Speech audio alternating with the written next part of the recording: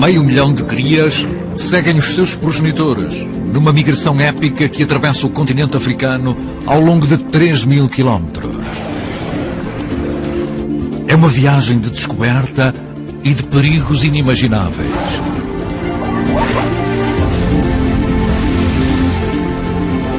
Um rito de passagem a que poucos irão sobreviver.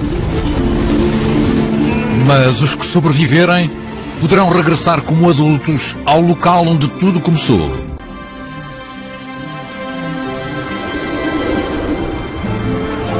O dia nasce lentamente no Serengeti, iluminando uma paisagem antiga.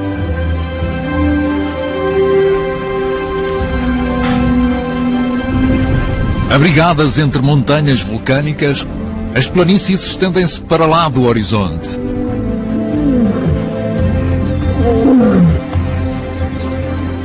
Com o nascer do sol em fundo, está aberto o cenário para os dramas que irão desenrolar-se entre predador e presa.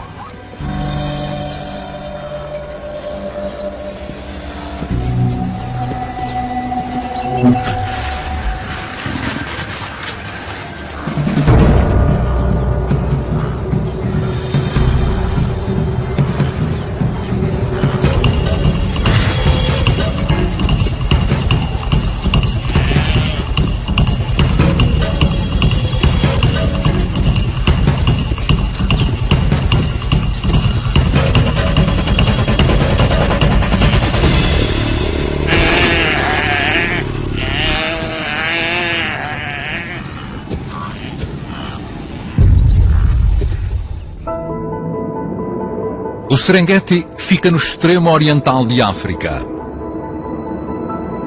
Aqui, na Tanzânia, fica a região sul do Serengeti.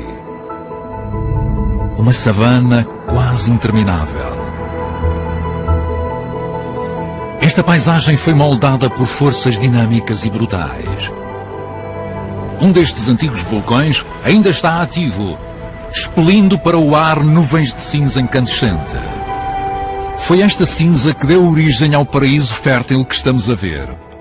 Por força dos muitos milénios que tem, esta cinza misturada com a água forma uma camada de rocha rica em cálcio, tão dura como o cimento.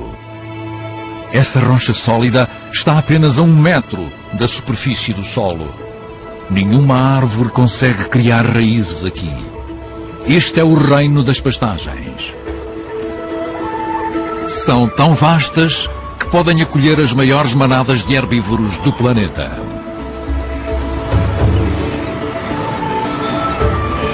Estes são gnus. Durante a estação das chuvas, o número dos que chegam a reunir-se aqui é absolutamente incrível. 1.300.000 animais. E não estão sozinhos. A savana também é lar de centenas de milhares de gazelas e zebras, que formam manadas mistas gigantescas. Segundo uma lenda africana, Deus fez o estranho gnu barbudo com partes que tirou de outros animais. Mas a sua concepção é perfeita. Não obstante pesarem 250 quilos, são corredores muito ágeis. Agora, em finais de janeiro, o seu número está prestes a disparar. Começam a nascer as primeiras crias. É um incentivo para o resto da manada. Em apenas 2 ou 3 semanas, terão nascido 300.000 gnus. São 8.000 nascimentos por dia. 90% vão sobreviver ao seu primeiro mês de vida pelo simples facto de serem muitos. Aqui a quantidade é um fator de proteção. As hienas rondam a multidão em busca de uma brecha nas defesas da manada, mas sem sucesso. A cria põe-se de pé depois de alguns minutos. A progenitora encoraja-a a usar as patas bamboleantes. Dentro de 24 horas, vai ser capaz de correr tão depressa como os adultos. Perto das manadas de gnus, é a vez das mães zebras. Esta fêmea dá à luz na parte mais quente do dia. É uma decisão inteligente. Assim, a cria tem tempo suficiente para aprender a andar, enquanto os predadores fazem uma pausa na caça para fugirem ao calor.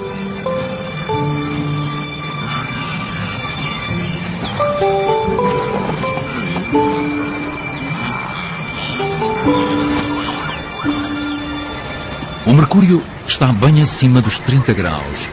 E este grupo de leões, 2 machos, 5 fêmeas e as suas crias, espreguiçam-se em conjunto.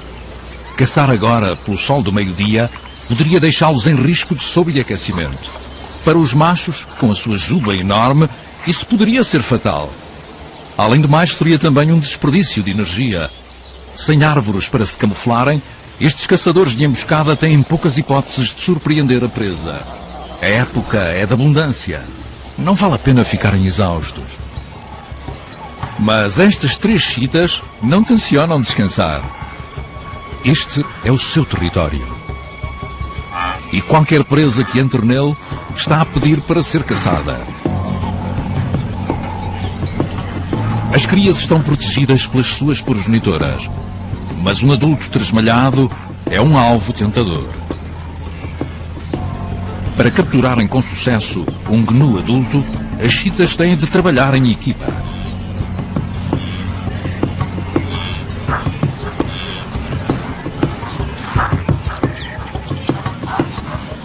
Tentar apanhar uma presa assim tão grande é uma estratégia perigosa. Se estes caçadores de alto desempenho ficarem feridos, irão passar fome.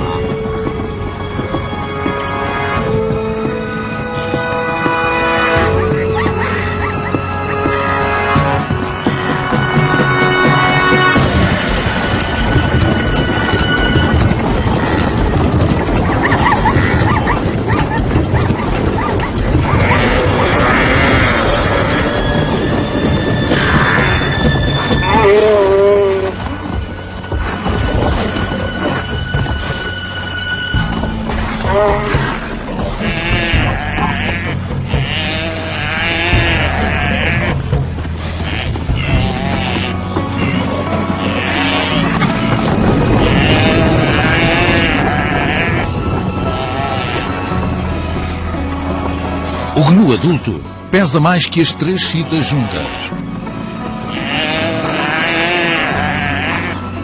Mas, afinal, ele não está à altura de uma equipa tão audaz.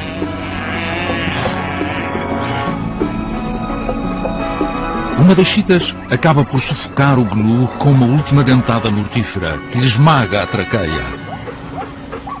Para os gnus, as pastagens do Serengeti são o berçário perfeito. O solo vulcânico é rico em cálcio, potássio e sódio. As novas progenitoras comem erva e estes nutrientes preciosos passam para o seu leite, ajudando os ossos das crias a desenvolver-se como deve ser. As crias aqui nascidas são fortes. Para manter o leite fluido, as progenitoras devem beber água todos os dias. Mas a estação das chuvas está a chegar ao fim. Encontrar água está a tornar-se cada vez mais difícil. Existe uma última fonte de água da qual a manada sempre dependeu. Mas os gnus deparam-se com uma visão assustadora. Essa água está a desaparecer depressa, a secar com o calor. A pouca água que resta para beber tem uma concentração tão grande de sais minerais que ficou envenenada. Os nutrientes que antes fortaleciam as crias podem agora matá-las. A situação tornou-se letal. Para as crias, esta lama espessa é traiçoeira. Elas tentam desesperadamente acompanhar as progenitoras, mas acabam por ficar ainda mais presas. O pânico instala-se à medida que os gnus se debatem para se libertar deste lodo. Na pressa de fugirem, progenitoras e crias separam-se. As famílias misturam-se e a confusão instala-se. Quando estão perto, progenitora e cria conseguem identificar-se pelo cheiro. Mas nesta manada de muitos milhares, é quase como procurar uma agulha num palheiro. Nenhuma fêmea ajuda uma cria perdida.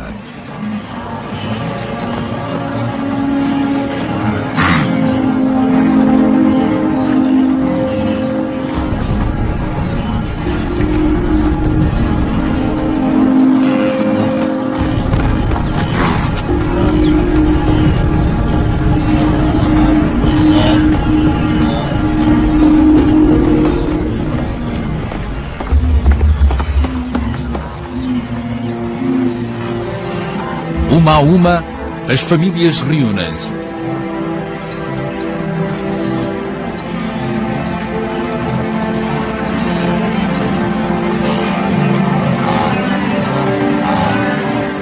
Mas algumas crias não têm muita sorte.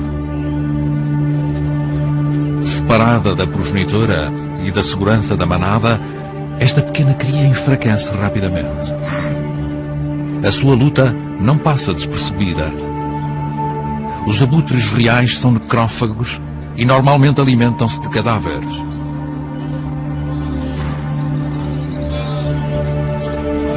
Embora esta cria ainda esteja viva, está a definhar a olhos vistos. Os abutres vigiam-na ansiosamente, dando-lhe bicadas na pele, pressentindo que estão muito perto de uma refeição. Encontrar água não é o único problema. Os gnus dependem de pastagens rasteiras verdejantes. Mas estes pastos foram completamente arrasados. É óbvio que a manada já não pode sobreviver aqui. Tem de partir. As crias estão prestes a iniciar a sua primeira viagem épica pelo Serengeti. Os progenitores sabem o que os espera. Um percurso de 3.000 quilómetros em busca de alimento e água. Os gnus mais velhos já fizeram esta viagem mais de 20 vezes. Durante os próximos 7 meses, estes animais terão uma vida de nómadas. Presos ao seu território, os leões são obrigados a ver as suas presas partir. Aos milhares, gnus, zebras e gazelas de Thompson abandonam a savana. Estas crias têm pela frente tempos difíceis e meses de fome. O mesmo vale para as crias de gnu. Só uma em cada 5 regressará aqui com vida. Acredita-se que os gnus conseguem cheirar a chuva. O cheiro de uma tempestade que ocorre 50 km a norte atrai a manada com a promessa de pastagens frescas.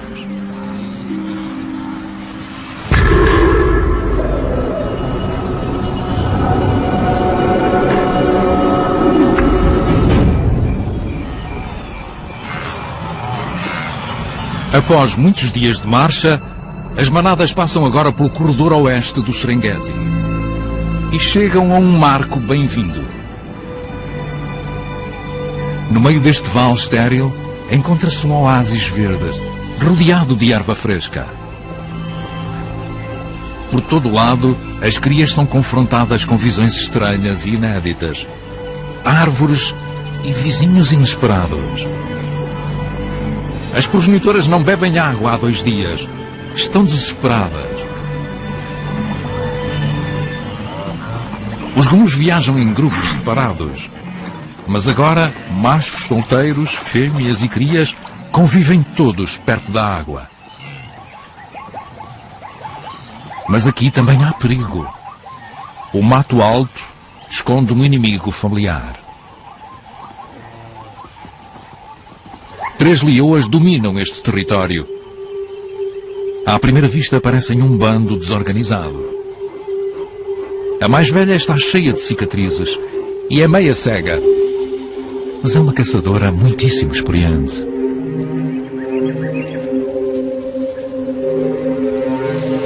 Outra está em avançado estado de gravidez. Para ela, a parada é elevada, precisa de comer urgentemente. Mas, juntas, conhecem cada centímetro deste oásis.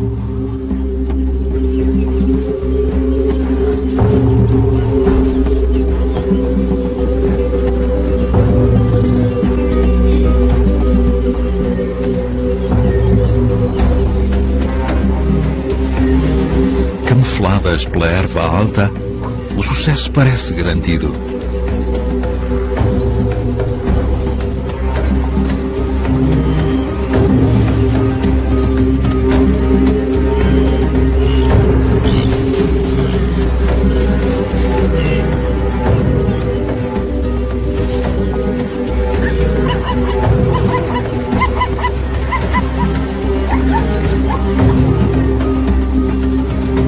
Mas elas estão a ser observadas.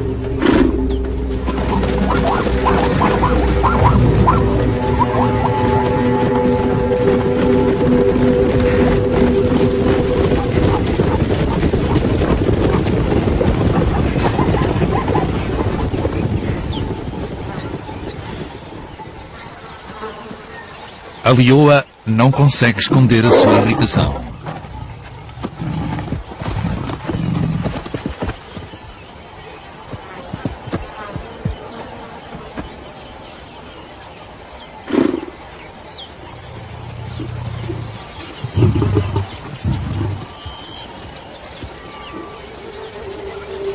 O oásis atrai animais como um imã.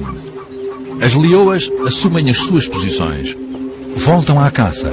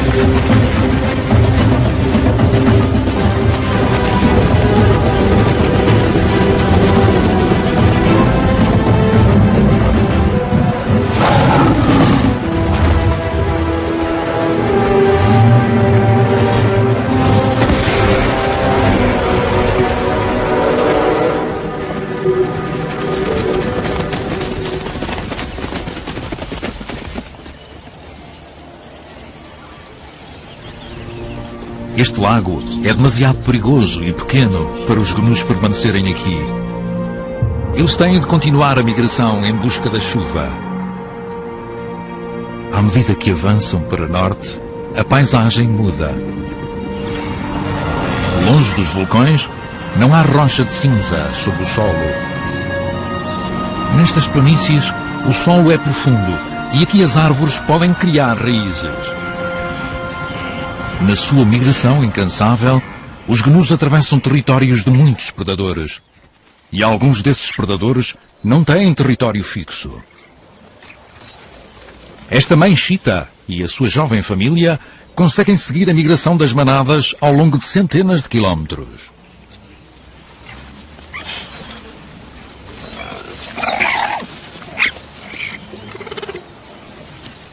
A cheetah tem 6 crias enérgicas, uma ninhada maior do que as habituais 3 ou 4 crias. E por isso a progenitora tem de caçar constantemente. É uma vida precária. E as probabilidades estão contra a sobrevivência da sua família. Apenas uma em cada 20 crias de cheetah chega à idade adulta. As cheetahs costumam caçar presas mais pequenas. Mas esta progenitora decidiu-se por um prémio maior.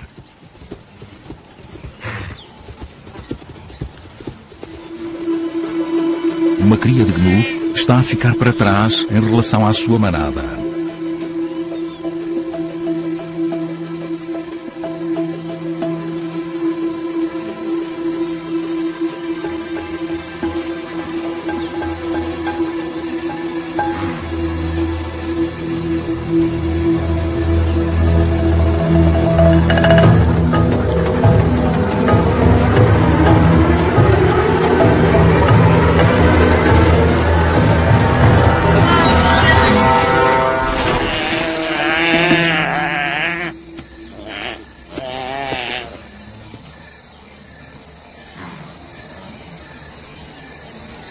As cheetahs perdem metade das suas presas para outros predadores. Por isso a progenitora arrasta o seu troféu para o esconder no capim. As manadas de gnus já estão bastante à frente. Estamos agora em finais de junho. Depois de avançarem para norte durante mais de um mês, os primeiros grupos chegaram às pastagens frescas. E, finalmente, água. O rio Grumeti. É um curso de água pouco profundo. E há locais que pouco mais são do que poças. Mas atrai vida em abundância. Os jovens gnus enfrentam um admirável mundo novo, bastante revelador. Para as mães gnus, exaustas, o rio Grumeti marca simplesmente a diferença entre a vida e a morte. A necessidade de beber água é avassaladora.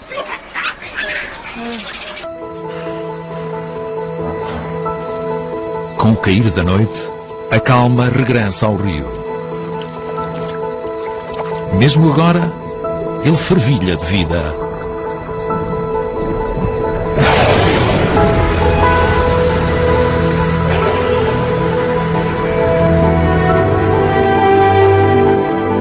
Esta noite há lua cheia.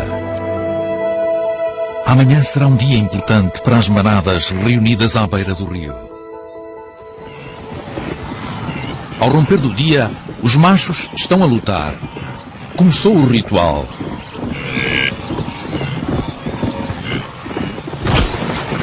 Lutam por território e pela hipótese de acasalar.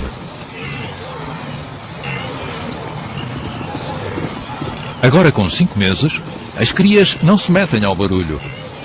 Só daqui a 4 ou 5 anos é que irão travar estas batalhas ruidosas. Nessa altura, os seus chifres, que agora são apenas uns cotos,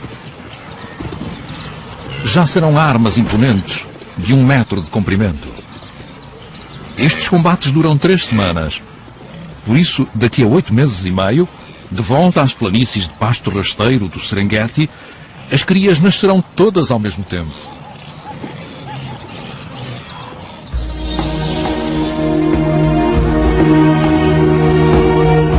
Estamos no fim de julho.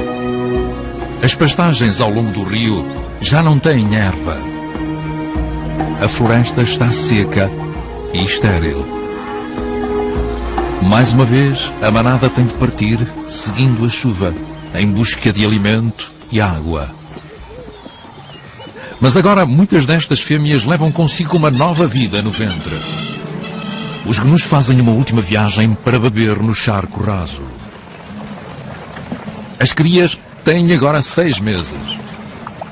Embora ainda dependam do leite materno, são cada vez mais afoitas e confiantes. Uma delas adianta-se demasiado.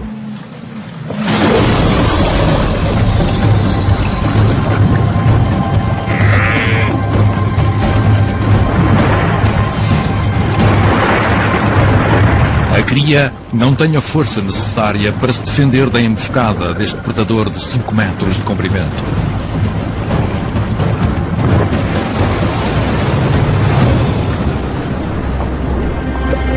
A progenitora observa ansiosa na margem.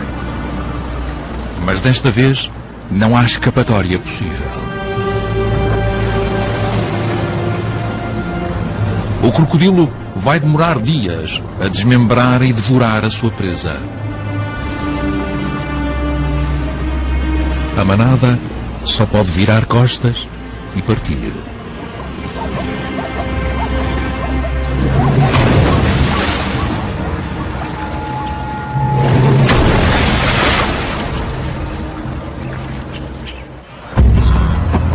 Estamos em agosto, no pico da estação seca. Para trás ficou o rio Grumeti, agora a mais de 100 km dos gnus. As temperaturas atingem 35 graus Celsius e os gnus percorrem 10 km todos os dias. Esta é a etapa mais dura da sua viagem. O único alimento que existe é erva seca e escassa. É muito menos nutritiva que os rebentos verdejantes. Não chega para alimentar os gnus. Os adultos podem perder cerca de 1/3 do seu peso e sobreviver, Mas as crias são vulneráveis e a sua situação está prestes a tornar-se ainda mais precária. Devido a um raio ou pela crescente intervenção humana, a erva seca arde facilmente.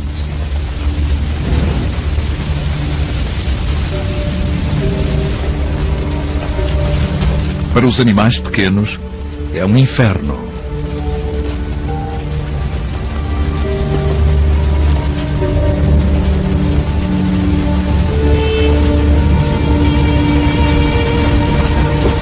Mas os gnus conseguem fugir às chamas, atingindo uma velocidade de 80 km/h.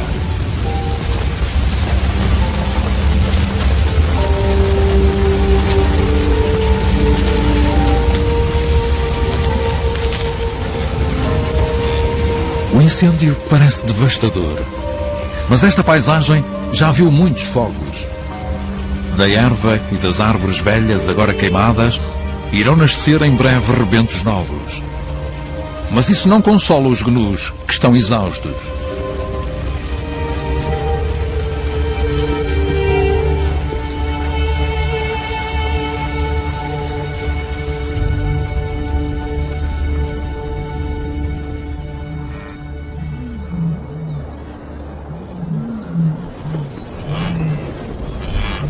A pouca erva que existia está agora feita em cinzas. Não há nada para comer num raio de vários quilómetros.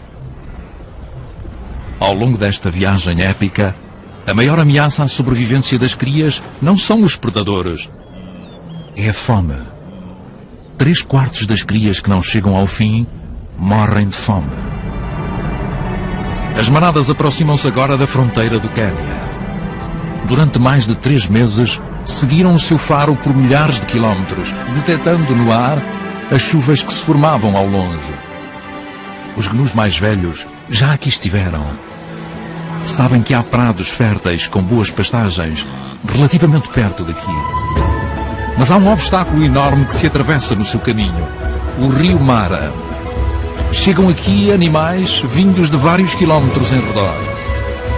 Este rio, com 400 quilómetros de comprimento, é uma fonte preciosa de água potável e mesmo no pico da estação quente não chega a secar. Mas neste momento parece uma barreira intransponível entre as manadas e as pastagens verdejantes de que elas necessitam para sobreviver. Em alguns lugares, as margens do rio são tão íngremes que chegam a ter 15 metros de altura. Para as jovens crias, agora com 7 meses de idade, este é o maior teste que enfrentaram até agora. O instinto fala-as avançar. O medo fala-as recuar. Finalmente uma avança.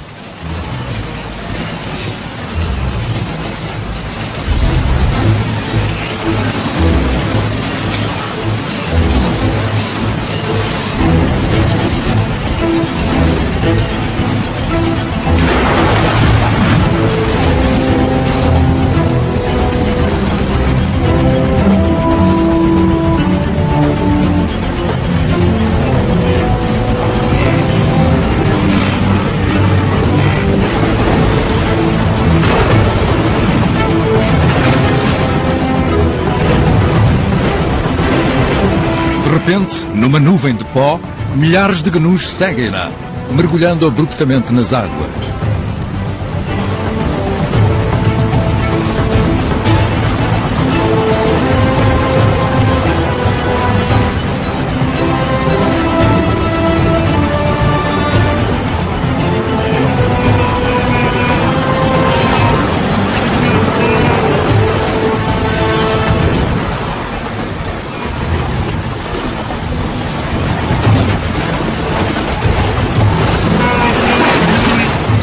Um a um, caem no rio turbulento, debatendo-se contra a corrente.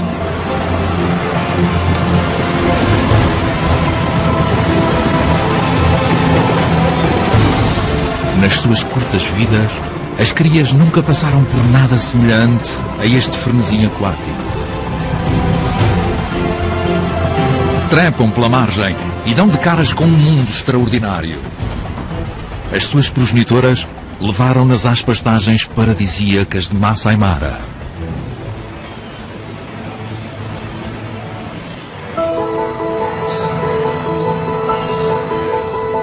Aqui chove 3 vezes mais do que no Serengeti, onde as crias nasceram. Uma paisagem assim tão fértil pode sustentar uma das maiores regiões de biodiversidade do planeta. Estas supermanadas mistas conseguem viver juntas e em harmonia, pois alimentam-se de partes diferentes da vegetação luxuriante do Masai Mara. Os elefantes comem a casca das árvores e arbustos. As girafas comem acácias. As zebras preferem os arbustos secos. Enquanto isso, os focinhos achatados dos gnus estão adaptados para arrancar os rebentos de erva que crescem mais junto ao solo. Durante 2 meses, eles vão pastar aqui. Mas as crias encontram novos predadores que as assustam. Os mabecos são os caçadores de maior sucesso na savana. 85% das suas caçadas terminam com a morte da presa. É o triplo da taxa de sucesso dos leões. Nesta época do ano, as crias de gnus constituem a maior parte da sua dieta. Os mabecos caçam em matilha durante dias seguidos, perseguindo a sua presa até à exaustão. Um deles faz um ataque súbito a uma progenitora com a sua cria. Mas falo com pouca convicção. E o gnu escapa facilmente. Com tantas presas subitamente à sua volta, parece que os mabecos perderam o sentido de urgência.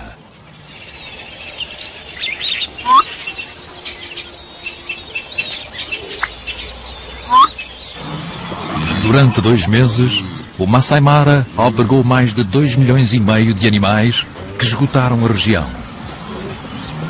Em novembro, as outrora férteis savanas do Masai Mara já não têm erva verdejante. As manadas têm de partir novamente. Do alto de uma árvore, uma chita observa com ansiedade a partida das manadas. Ela seguiu-as na sua viagem pelo Masai Mara. Mas este é o limite do seu lar gigantesco e a chita não passa daqui. Tem 2 crias para alimentar que parecem não se dar conta de que o jantar se foi embora. Agora, a chita tem de contar com presas mais pequenas. As manadas dirigem-se para sudeste, iniciando mais uma viagem épica, que acabará por levá-las de volta ao seu local de nascimento, a terra dos vulcões, milhares de quilómetros a sul daqui.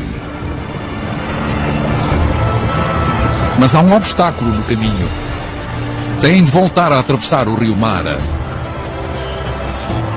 Desta vez, as crias, agora com 9 meses, já sabem o que as espera. Vão morrer à fome se ficarem aqui. Mas as manadas estão nervosas. Os gnus bebem pela última vez a preciosa água potável.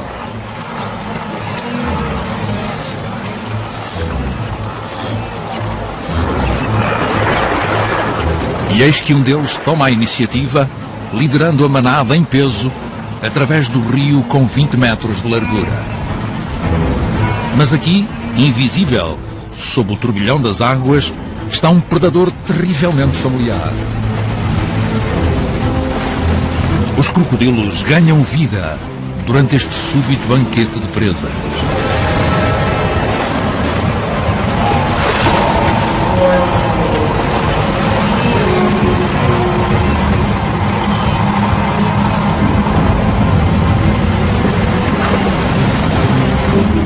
Para esta cria, que percorreu mais de 1000 quilómetros, a viagem acaba aqui.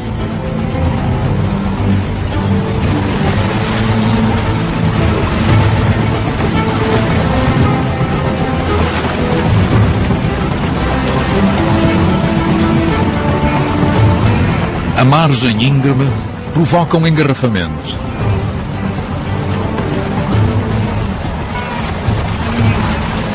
As crias são espezinhadas na confusão. Todos os anos morrem afogadas milhares delas ao tentar atravessar o rio.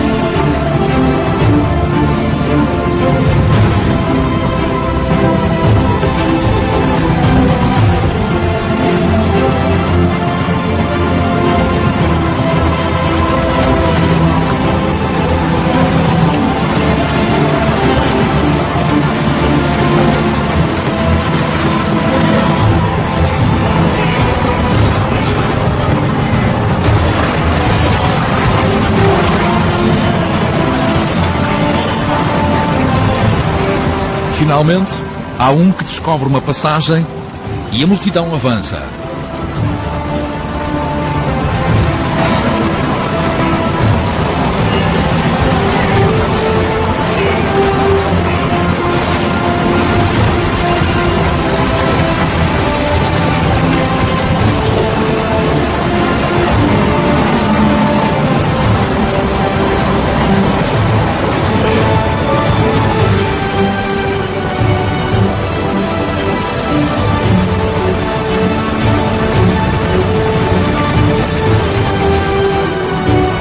Agora, o aroma da chuva, da erva e a memória de um lugar seguro onde possam dar à luz incentiva-os a seguir em frente, de volta ao Serengeti.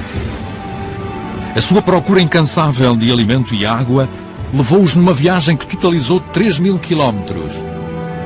Apenas uma, em cada 5 crias, regressa ao local onde nasceu. A vida para os predadores dos gnus também foi dura. Para os leões, o alimento escasseou e o grupo é agora visivelmente menor. Eles esperam ansiosamente pela chuva, que trará consigo os gnus.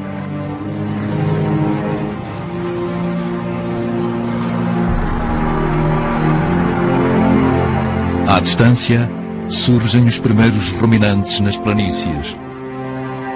Após meses de dificuldades e desolação, a vida regressa ao sul do Serengeti.